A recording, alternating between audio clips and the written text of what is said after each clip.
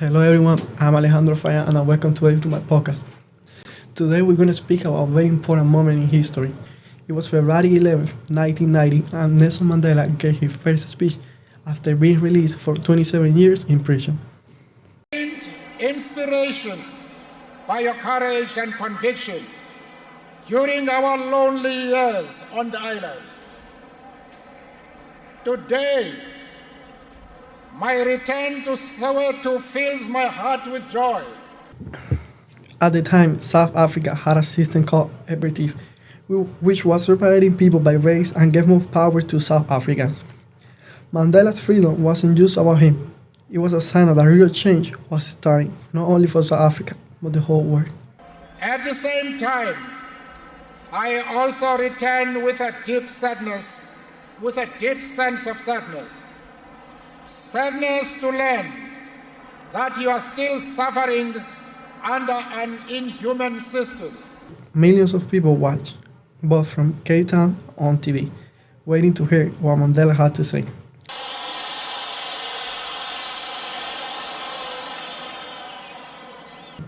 Imagine thousands of people in Cape Town, cheering and waving after decades of unfair treatment. Mandela finally walked out of prison, and the crowd went wild. Of apartheid continues.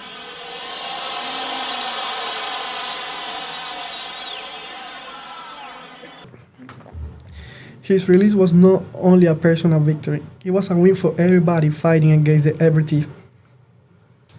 People around the world have been protesting and pushing for a change, and now they could see the hope becoming real. Mandela wasn't just free, he was ready for lead, guide, and inspire his country. Mandela spoke to two groups at the same time, the people in front of him in the stadium and many millions watching on TV. People have no vote and therefore cannot make the government of the day responsive to their needs. Apartheid education is inferior and a crime against humanity. Education is an area that needs attention.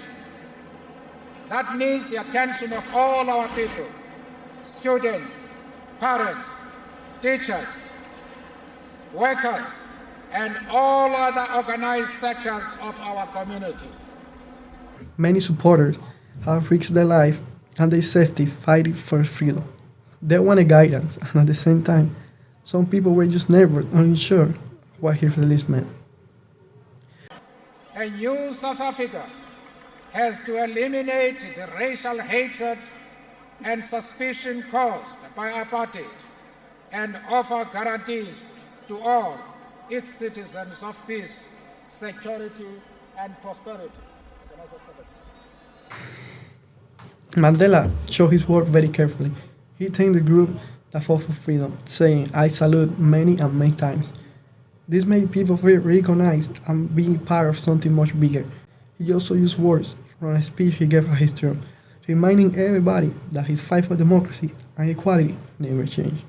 He spoke calmly, simply, and clearly, focusing on unity, peace, and justice. He didn't yell or get angry. Even after 27 years in prison, he showed humility and patience, showing he wanted to serve the people and not take revenge.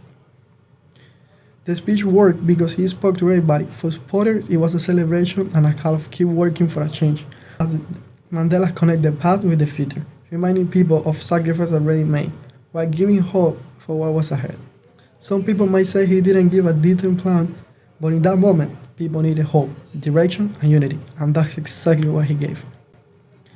He spoke mostly from memory and from heart, not from a script. And even through the stupid crowd, and it took a long time to start, he stayed calm and patient, showing true leadership. The speech was shown live around the world. For many South Africans, it was the first time they saw Mandela speak publicly. It wasn't just his freedom, it was a turning point for the fights against the apartheid. Even a small detail mattered that day. Mandela's first speech after leaving prison wasn't just history. It was a lesson of leadership, unity, and hope.